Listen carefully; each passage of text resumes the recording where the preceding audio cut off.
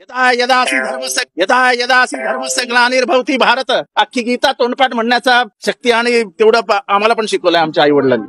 जरूर म्हणून या आता बाईट मध्ये नाही, बाईट मध्ये चालणार नाही, बाईट मध्ये चालणार नाही. तुम्ही आत्ता बाजूला या, लगेच म्हणून दाखवतो. त्यामुळे अशा या आव्हाडांनी काल बोलता बोलता रामायण आणि रामावर बोलून घेतलं. बोलले काय तर राम हा आम्हा बहुजनांचा होता आणि तो मांसाहार करायचा. तो मांसाहार करायचा म्हणून तो बहुजन होता, म्हणून आमच्या बहुजनांचा आहे. अरे काय 14 वर्ष जो राणावनात राहिला तो काय शाकाहार करायचा का? शिकार करूनच खायचा. ऐका तुम्हीच आव्हाडांचे मुक्ताफळ. अरे राम आपला आहे, बहुजनांचा आहे. राम शिकार करून खाणारा राम तो आमचा आहे, आमच्या बहुजनांचा. तुम्ही जिथे आम्हाला सगळे शाकाहारी बनवायला जातात, आम्ही रामाचा आदर्श पाळतो आणि आम्ही मटन. रामाचा आदर्श, राम हा शाकाहारी नव्हता, तो मांसाहारी होता. 14 वर्ष जंगलात राहणारा माणूस कुठे जाणार ते शाकाहारी शोधायला? ऐकलं मी तुम्हाला हे सगळं मनोरंजनाच्या उद्देशाने ऐकवत नाही बरं का. यामागचं षडयंत्र ओळखायला शिका मित्र. काल मी संजय राऊतांवर व्हिडिओ केला होता काल की परवा. त्यांच्यासारखा बुद्धिमान आणि चतुर पत्रकार कसा आपल्या मनसुब्यांना साध्य करून घेत शिवसेना संपवत निघाला हे तुम्हाला सांगितलं. तर राऊतांच्या सकाळच्या प्रातर्विधीवर बोलून बोलून लोक कोट्याधीश झाले हो,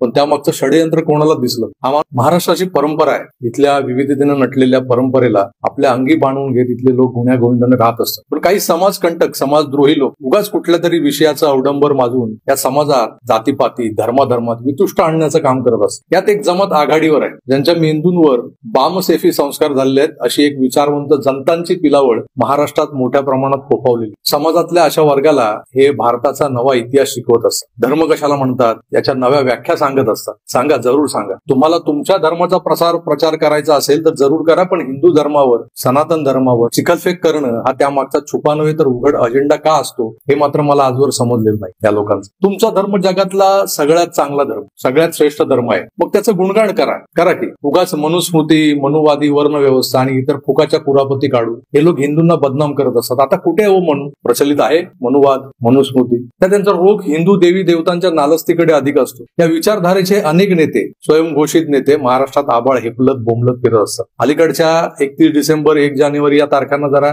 अधिकच जोमानं हे काम सुरू असतं. करावं बापड्यांनी त्यांचं त्यांनी इमाने इतबारे करावं, पण उगाच हिंदूंच्या फाटक्यात कशाला बोटं घालायला येतात? काल याच धर्तीवर एक प्रमाद आपल्या राज्यातल्या एका राजकीय पक्षाच्या नेत्याकडून घडलाय. हिंदूंचं आराध्य असलेल्या प्रभू श्रीरामाबद्दल अश्लाघ्य विधान करत आपल्या संशोधक वृत्तीचं पुन्हा एकदा त्यांनी प्रदर्शन घडवले. या नेत्यांना कोण आहे टोपीवाला आणि नेमकं काय म्हणाला यावरच आज जरा आपण सविस्तर बोलणार आहोत. सध्या देशभरात रामभक्तीची आनंद लहर पसरली आहे. 22 जानेवारीला अयोध्येत होणाऱ्या प्राणप्रतिष्ठेच्या कार्यक्रमामुळे अवघ्या हिंदुस्थानात रामनामाचा उद्घोष सुरू आहे. तमाम सश्रद्ध हिंदूंचं आराध्य किंवा श्रद्धास्थान म्हणजे प्रभू श्रीरामचंद्र. पण असे अनेक राजकारणी आहेत ज्यांना रामाशी काही देणं घेणं नाही, पण तरीही त्यांच्या मुखी राम असतो. मतांच्या बेगमीसाठी, मतं मिळवण्यासाठी यांच्या तोंडी राम असतो. आता या मुमे रामवाल्यांच्या बगलीतली सुरी काहींना दिसते तर काहींना दिसत नाही. याही पलीकडे मी जसं म्हणालो की काही बामसेपी किडे आहेत जे सतत वळवळत असतात. त्यांना जळी स्थळी काष्टीपाशाने मनू दिसतो, मनू छळतो यांना. आज 21व्या शतकात कोण कुठला मनू यांच्या प्रगतीच्या आड येत असतो ते त्या आकाशातल्या देवालाच माहित. पण तरीही शतकांपूर्वीच्या मनुस्मृतींवर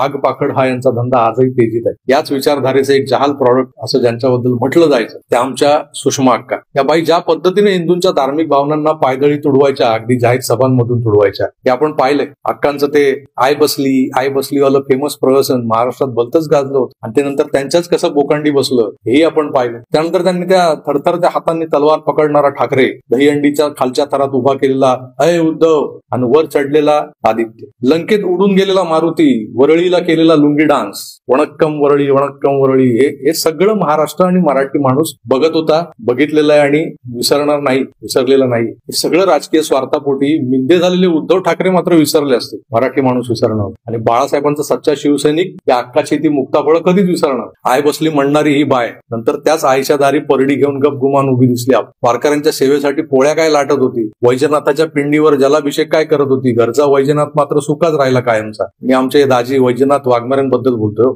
सुषमा अक्कांचे पती हो, हजबंड का काय असतं ते वैजनाथ वाघमारे. या अक्का यापूर्वी ज्या पक्षात होत्या त्या राष्ट्रवादीत एक मुल्ला नसरुद्दीन आहे, काजापट्टीतला पानपट्टीवाला, मुंबऱ्याचा मुच्छड जितुद्दीन अवलिया, आपलं जितेंद्र आव्हाड. या माणसाच्या जिभेला हाडच नाही, म्हणजे तसं तारतम्य बाळगण्याचं भानच नाही म्हणा. मूलतः हा माणूस अक्कांसारखाच सुविद्य, फक्त फक्त त्या डॉक्टर डिग्री बद्दल शंका आहे, बाकी अतिशय हुशार. जशा सुषमा अक्का आहे तसाच हा आमचा दादा देखील हुशार आहे. सोशल मीडियावर नेहमीच प्रभावी लिहित असतो, बोलत असतो, पण त्यात एक अवगुण आहे, स्वतःला सर्वज्ञ समजण्याचा अवगुण. त्यातही इतिहासाचा गाढा अभ्यासक समजणं आणि नेहमी स्वतःचा एक नवा इतिहास जनतेसमोर मांडणं हा त्याचा अट्टाहास त्याला नेहमी नडत असतो. काल देखील या आमच्या जितुद्दीन अवलियानं एक बेताल विधान केलं. शिर्डी त्यांच्या शिल्लक गटाचं अधिवेशन भरलंय. बरं, आता जे काही लोक उरले त्या गटात त्यांच्या समोर जोशपूर्ण भाषण द्यायचं म्हणून राजकीय शत्रूंवर तुटून पडलात तर समजू शकतो. पण आता सध्या काय हॉट टॉपिक आहे तर राम मंदिर. मग चला रामावर बोलू. प्रभू श्रीरामाबद्दल तुमचा अभ्यास आहे का असं कोणी विचारलं नाही या आव्हाडांना तर ते लगेच मंगल भवन अमंगल हारी तबहू सुदशरथ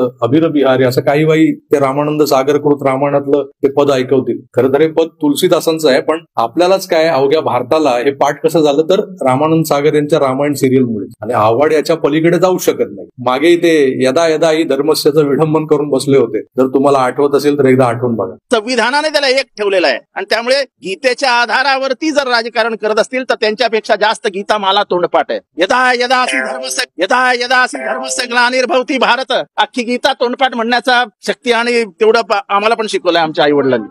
जरूर म्हणून या आता बाईट मध्ये चालणार नाही. तुम्ही आत्ता बाजूला या, लगेच म्हणून दाखवतो. त्यामुळे अशा या आव्हाडांनी काल बोलता बोलता रामायण आणि रामावर बोलून घेतलं. बोलले काय तर राम हा आम्हा बहुजनांचा होता आणि तो मांसाहार करायचा म्हणून तो बहुजन होता, म्हणून आमच्या बहुजनांचा आहे. अरे काय 14 वर्ष जो राणावनात राहिला तो काय शाकाहार करायचा का? शिकार करूनच खायचा. ऐका तुम्हीच आव्हाडांचे मुक्ताफळ. अरे राम आपला आहे, बहुजनांचा आहे. राम शिकार करून खाणारा राम तो आमचा आहे, आमच्या बहुजनांचा. तुम्ही जिथे आम्हाला सगळे शाकाहारी बनवायला जातात की आम्ही रामाचा आदर्श पाळतो आणि आम्ही आगामी मटण. रामाचा आदर्श, राम हा शाकाहारी नव्हता, तो मांसाहारी होता. 14 वर्ष जंगलात राहणारा माणूस तिथे जाणार ते शाकाहारी शोधायला. ऐकलं मी तुम्हाला हे सगळं मनोरंजनाच्या उद्देशाने ऐकवत नाही बरं का. यामागचं षडयंत्र ओळखायला शिका मित्र. काल मी संजय राऊतांवर व्हिडिओ केला होता काल की परवा. त्यांच्यासारखा बुद्धिमान आणि चतुर पत्रकार कसा आपल्या मनसुब्यांना साध्य करून घेत शिवसेना संपवत निघाला हे तुम्हाला सांगितलं. तर राऊतांच्या सकाळच्या प्रातर्विधीवर बोलून लोक कोट्याधीश झाले हो, पण त्यामागचं षडयंत्र कोणाला दिसलं? हा माणूस वेडेपणाचा आवा आणून अर्वाच्या शिव्या देऊन काहीतरी वेडवाकडे बोलून तुमचं मनोरंजन करत नाहीये, तर खरोखरच तुम्हाला खुपिया बनवतो हे लक्षात घ्या. तो शब्द वापरत नाही. त्याच जातकुळीतल्या आमच्या सुषमा अक्का आणि हा अक्कांचा भाऊ सख्खा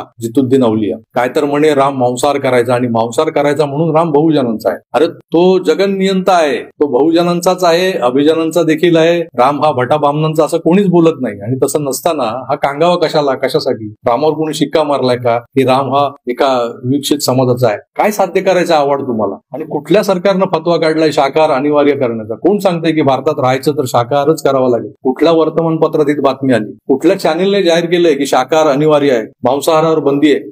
तरीही कुठून तरी हवेतूनही असले बंपक विचार आणायचे धरून पकडून आणि मारायचे समोरच्या बहुजन श्रोत्यांच्या माती. आणि यातल्या त्या श्रोत्यांमधले अर्धे अधिक भांबवलेले असतात. त्यांना हा गाजापट्टी काय पानपट्टी लावतो ना, पडवतो ती पट्टी, तेवढंच समजतं. बाकी गेली गाढवाच्या. पण सारासार विवेक बुद्धी शाबूत आहे की नाही जराशी तरी? राजकीय फायद्याची गणित जुळवताना समाजात विद्वेष पसरवणं हे जरुरी आहे का? मग का उठसूट त्या मोदी शहांना शिव्या घालता, योगींना शिव्या घालता की ते धार्मिक तेढ पसरवतात म्हणून? खरे विखारी तर तुम्ही आहात. आव्हाड मुंबऱ्यात आपली वोट बँक तयार करण्यासाठी मुंबऱ्याची गाजापट्टी केली तुम्ही. दहशतवादी इशरत जहाच्या नावे ट्रस्ट काय काढली, तिच्या नावानं अँब्युलन्स काय फिरवताय, जाळीदार टोपीशिवाय तर तुमचं पानच हलत नाही. हे उद्योग काय कमी होते की तुम्ही उठसूट इतिहासाला हात घालायला निघता? कधी शिवरायांची बदनामी, कधी आऊसाहेबांची, तर कधी शंभूराजांची. तुमच्या बोलण्यातून तुम्ही हिंदूंना डिवसण्याचाच प्रकार जास्त करत आलाय. काल देखील जे बोललात ते याच कॅटेगरीतलं होतं. रामाला वनवासात कंदमुळं, फळं, गेला बाजार तुमच्या भाषेत मेथीची भाजी खायला मिळत नव्हती का की त्यानं शिकारच करायला पाहिजे? बरं शिकार करून काय खावं? वाघ, सिंह, हत्ती की हरिण, लांडगे, कोल्हे?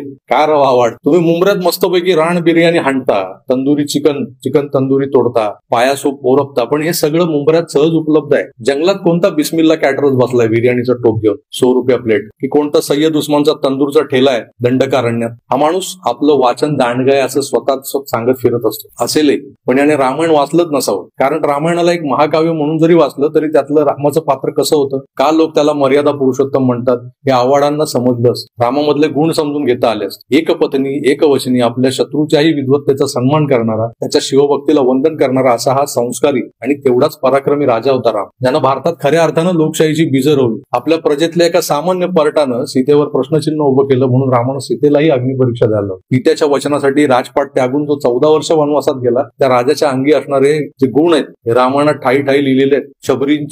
शबरीच्या बोरांचा उल्लेख आहे, पण कुठे रान बिर्याणी किंवा चिकन तंदुरीचा मागमूस नसताना जितुद्दीन औलियाला अचानक रामाचा मांसाहार कसा आठवला बरं? राम बहुजनांचाच आहे. राम जर राजा होता तर क्षत्रिय होता, सूर्यवंशी क्षत्रिय कुलातला राजा होता, पण आचरणानं तो कुठल्या ब्राह्मणापेक्षा कमी नव्हता. उलटा कांकणभर सरसच होता. प्रभू श्रीरामाच्या चरित्राला एक मार्गदर्शक दीपस्तंभ म्हणून मानत आजवर हा हिंदुस्थान आपलं आयुष्य, आपल्या कुटुंबातले परस्पर संबंध आणि त्यातली मर्यादा पाळत आलाय. कारण रामचरित हे जीवन मूल्यांचं पथदर्शी पात्र आहे. रामायण हा हिंदुस्थानचा धर्मग्रंथ आहे. आम्हाला तो भगवद्गीते इतकाच पवित्र आहे. आणि ज्याला कोणाला मांसाहार करायचा आहे त्याला कोणीही अडवलेलं नाही. करा की खुशाल, पण त्यासाठी रामाला मांसाहारी ठरवणं कितपत योग्य आहे? ठरवलंच पाहिजे का? राम बहुजनांचा आहे हे सिद्ध करण्याचा अट्टहास कशाला? कारण हा राम जो आहे तो चराचरात आहे, तुमच्या आमच्या सगळ्यात आहे. दगडात आहे, मातीत आहे, या हवेत आहे. मग कोणीतरी राजकीय हेतून प्रेरित होऊन रामाला हायजॅक केल्याच्या बोंबा मारायच्या, मग त्याला जोड म्हणून ही अशी विधानं करायची. आव्हाड, मेथीची भाजी किंवा कंदमुळं, फळं आणि भाज्या या रानावनातच चांगल्या सापडतात. तुम्हाला त्या फक्त वाशीच्या एपीएमसीतून आणल्या जातात एवढंच माहिती आहे. त्यामुळेच तुमच्या मेंदूत गडबड झाली. आणि रामानं कधी केलाही असेल मांसाहार तर बिघडलं कुठे? त्यानं काय तो धर्मभ्रष्ट झाला का?